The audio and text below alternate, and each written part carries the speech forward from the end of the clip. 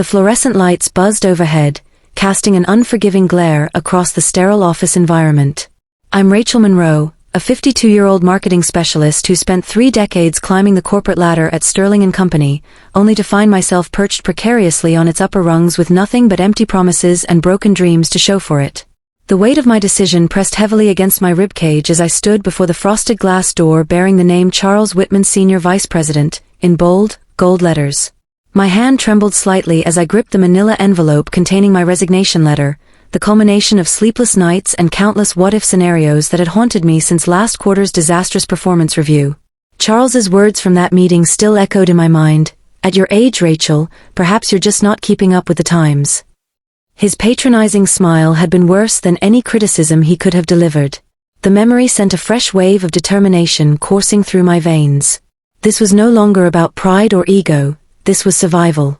I'd watched too many colleagues pushed out during their 50s, left to flounder in a job market that seemed to value youth above experience.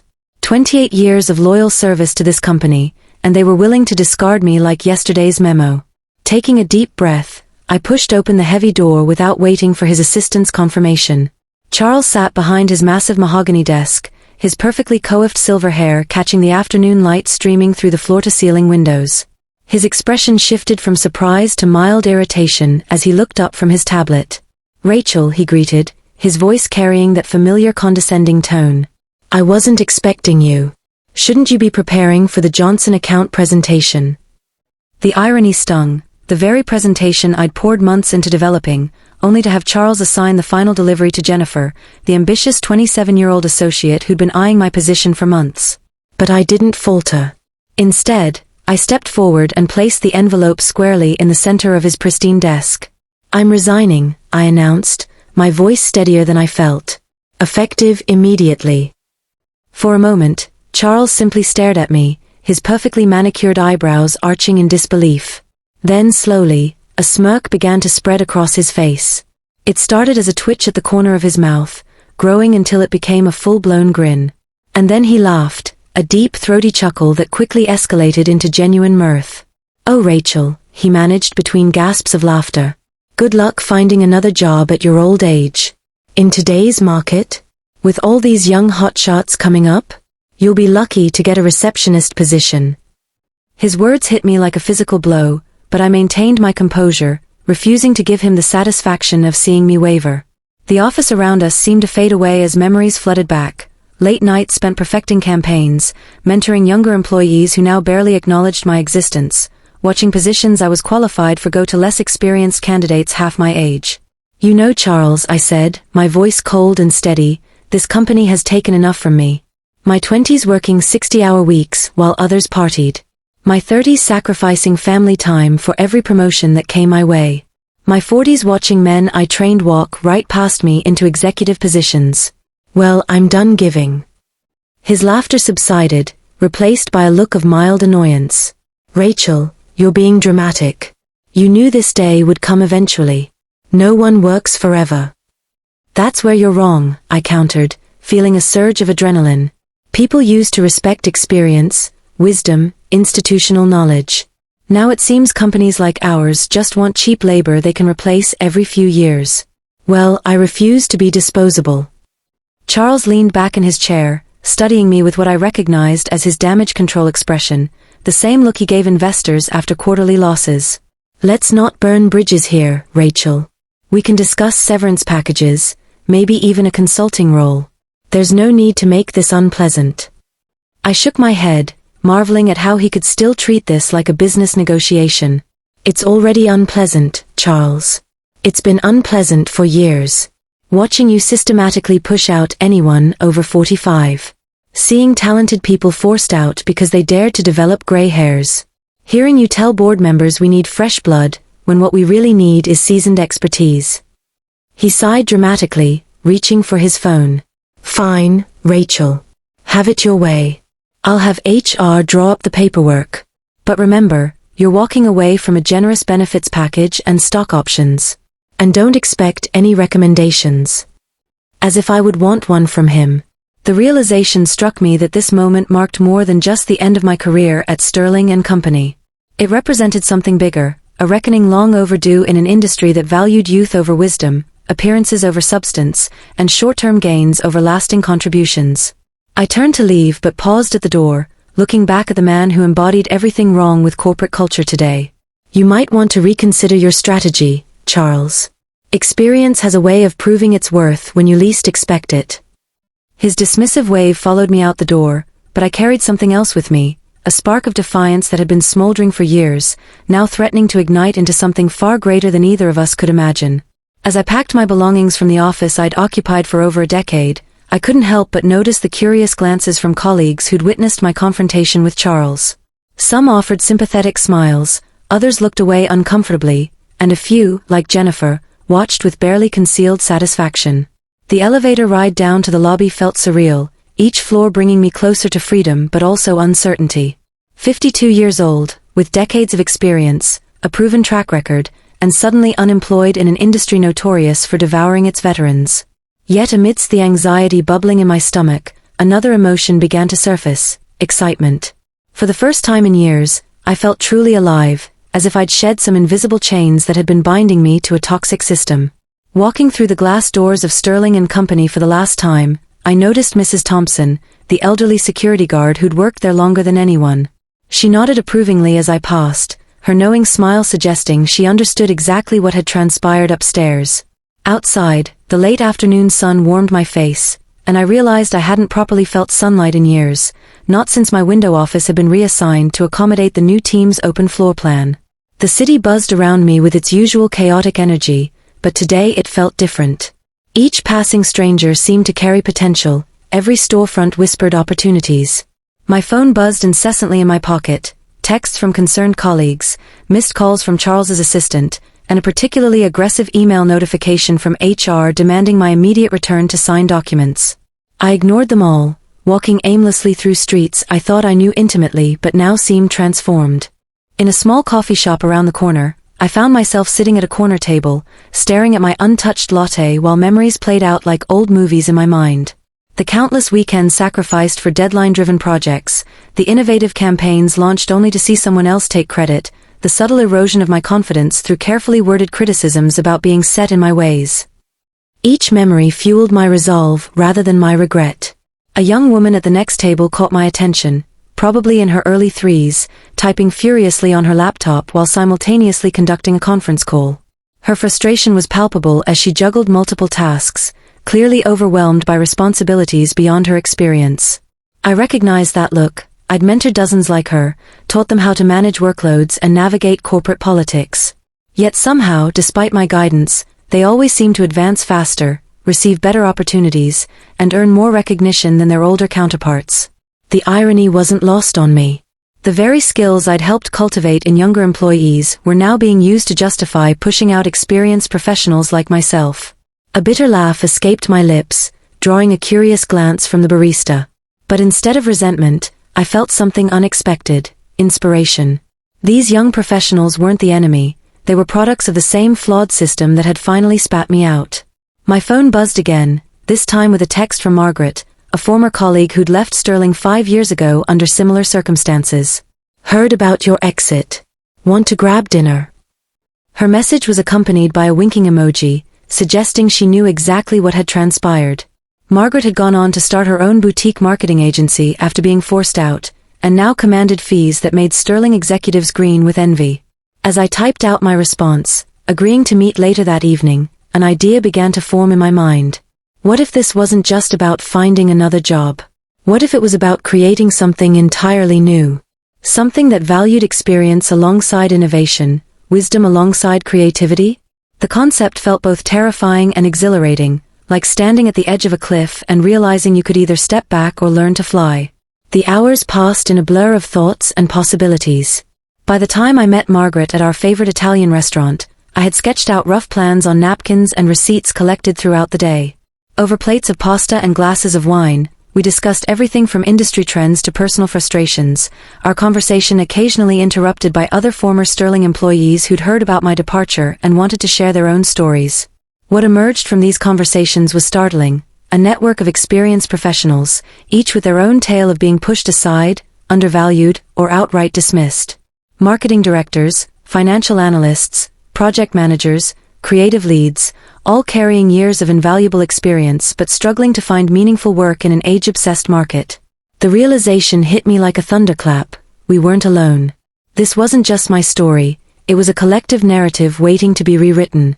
Margaret listened intently as I outlined my emerging vision, a consultancy that wouldn't just offer services but would revolutionize how companies approached experience and wisdom in the workplace. Imagine, I explained, gesturing animatedly with my fork, a firm where seasoned professionals partner with younger talent, combining established expertise with fresh perspectives. Where age isn't a barrier but an asset, and experience commands the respect it deserves. Her eyes sparkled with interest, and I could see wheels turning in her mind. You know, she said thoughtfully, swirling her wine, there's a growing market for this. Companies talk about diversity and inclusion, but age rarely makes it into those conversations.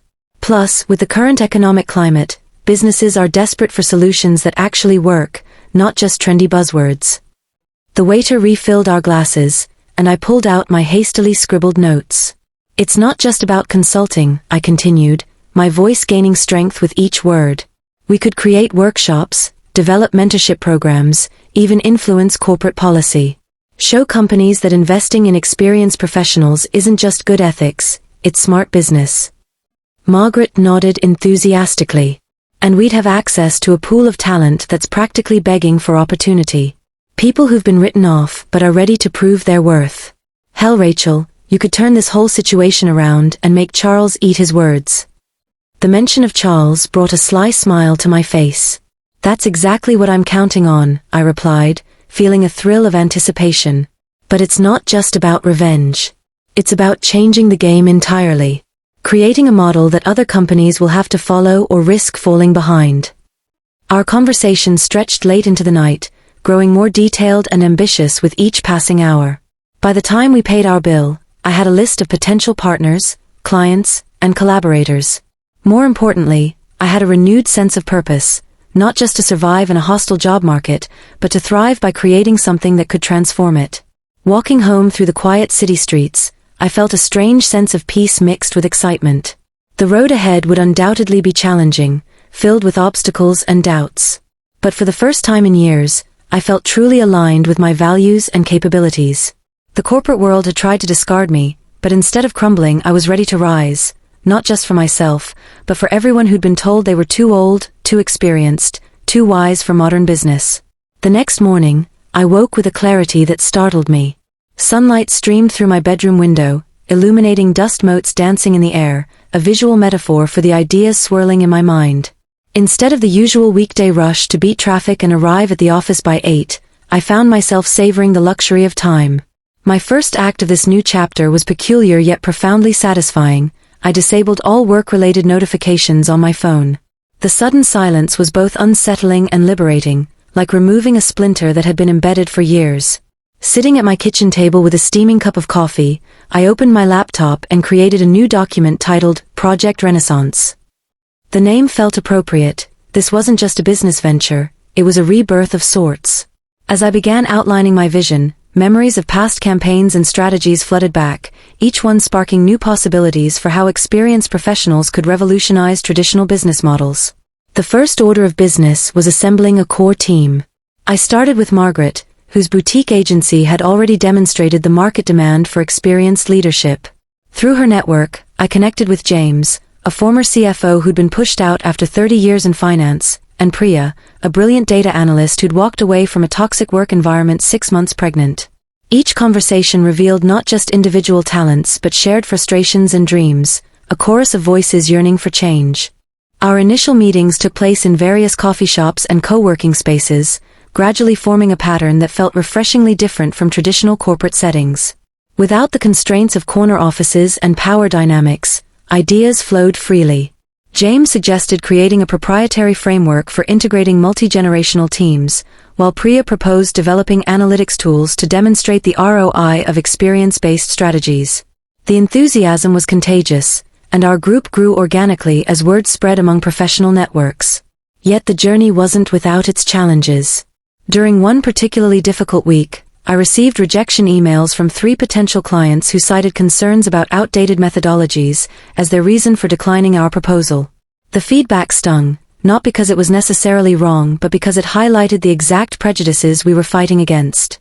That evening, sitting alone in my apartment, I allowed myself to wallow briefly in self-doubt before remembering Charles's smug face and his dismissive laughter. The memory reignited my determination, transforming disappointment into fuel for innovation. To combat these perceptions, we decided to launch a series of free workshops targeting small businesses and startups, companies typically viewed as bastions of youth culture. Our first event, held in a community center basement, drew a modest crowd of 15 entrepreneurs. But something remarkable happened during that session. A young tech founder openly admitted that his attempts to scale his business had failed precisely because he lacked experienced guidance. Another participant, a millennial running a sustainable fashion brand, confessed that her greatest challenge wasn't creativity but operational wisdom.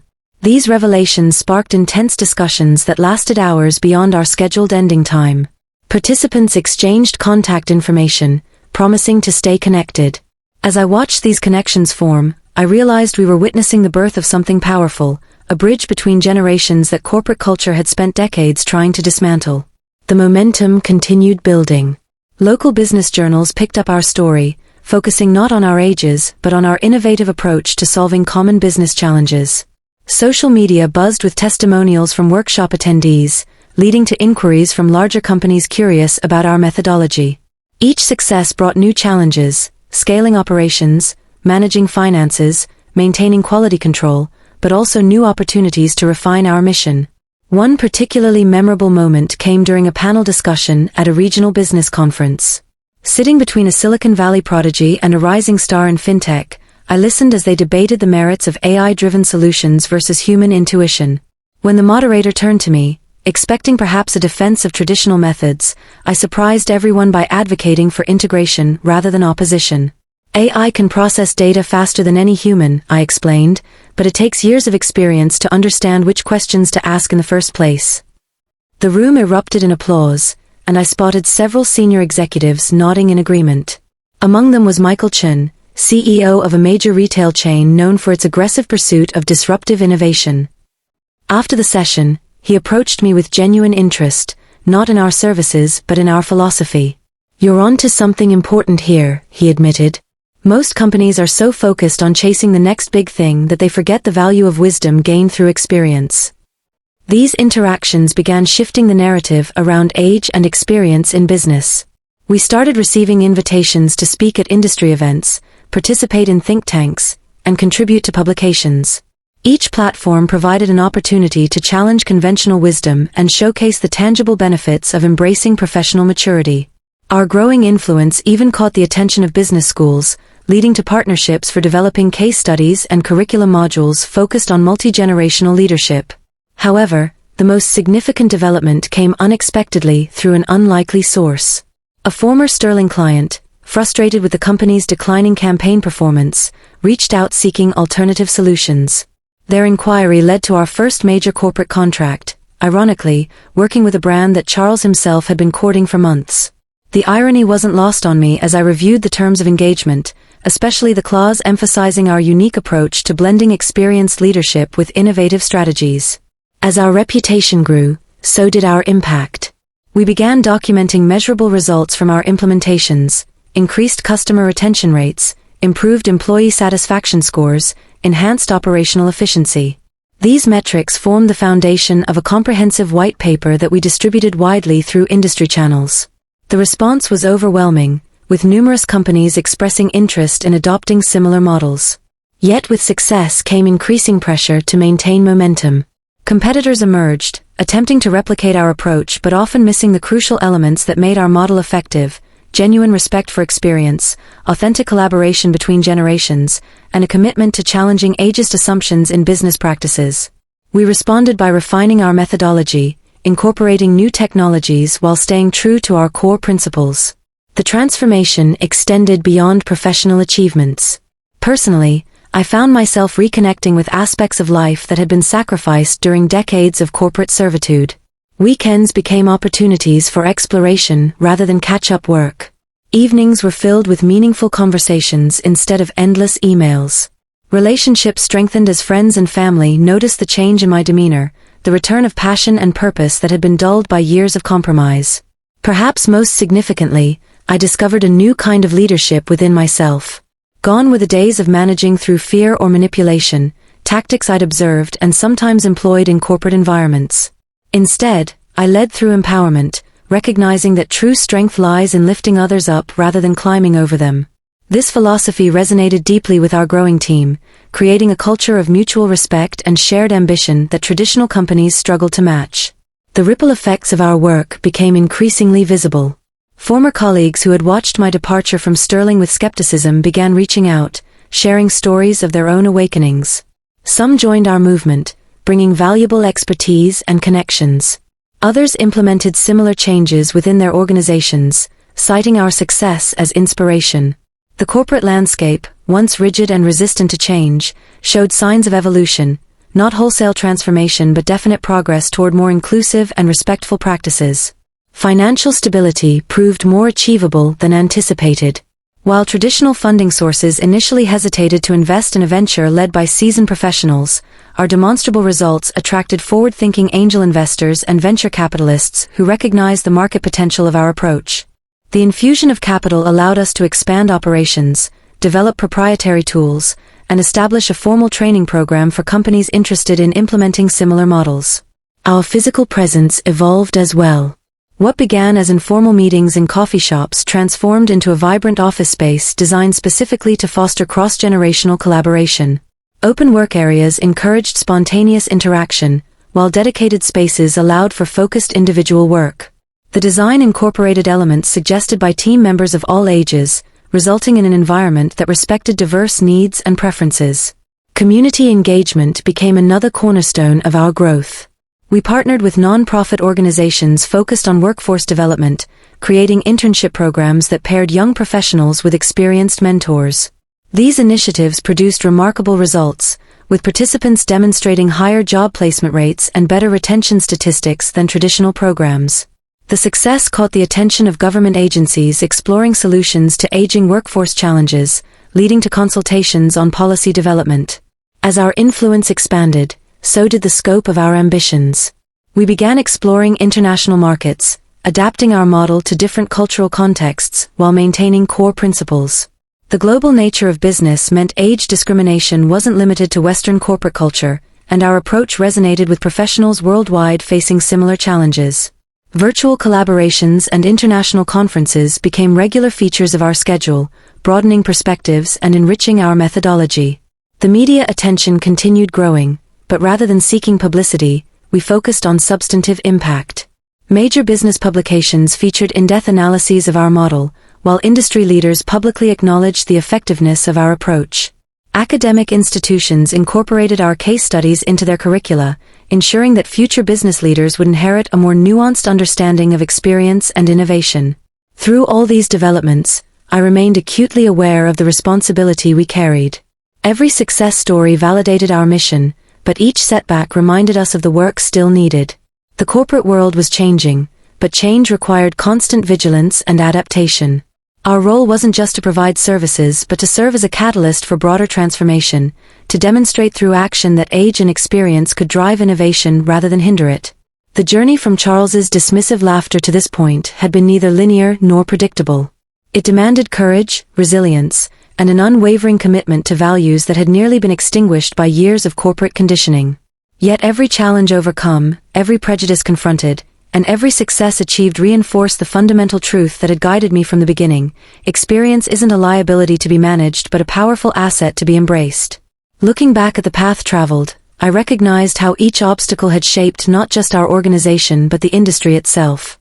The corporate world still bore scars of ageism, but cracks were appearing in its foundation, cracks we had helped create. These fractures represented opportunities for growth, spaces where new approaches could take root and flourish. And as I prepared for the next phase of our evolution, I understood that our greatest achievement wasn't merely surviving corporate culture's attempt to discard us, but thriving by transforming it from within. Months later, I stood at the podium of a prestigious business conference, addressing a room filled with executives, entrepreneurs, and industry leaders. On the screen behind me was a slide that read, "Experience Reimagined, the Future of Leadership." As I shared our journey, From the day Charles laughed at my resignation to building a revolutionary consultancy that had transformed how companies valued seasoned professionals, I noticed him sitting in the front row. Charles looked uneasy, shifting in his seat as murmurs spread through the audience when I briefly recounted his dismissive words. But instead of bitterness, I felt only calm satisfaction. This wasn't about revenge, it was about proving a point far greater than either of us. When the presentation ended, the room erupted into applause. People lined up to speak with me, their eyes alight with inspiration. And then, almost as an afterthought, Charles approached. For a moment, he just stood there, his polished veneer cracking under the weight of humility. "You were right," he admitted quietly, extending his hand. "Sterling and Company could learn a lot from what you've built." I shook his hand firmly, meeting his gaze without malice. "It's never too late to change," I said with a smile. "Even for people who think they know better." As I walked away, I realized the laughter that once echoed in that office now seemed hollow, a distant memory drowned out by the roar of progress. My journey wasn't just my own anymore, it belonged to every person who'd been told they were too old, too experienced, or too wise to matter. Together, we hadn't just rewritten the rules, we created a new game entirely. And this time, everyone was invited to play.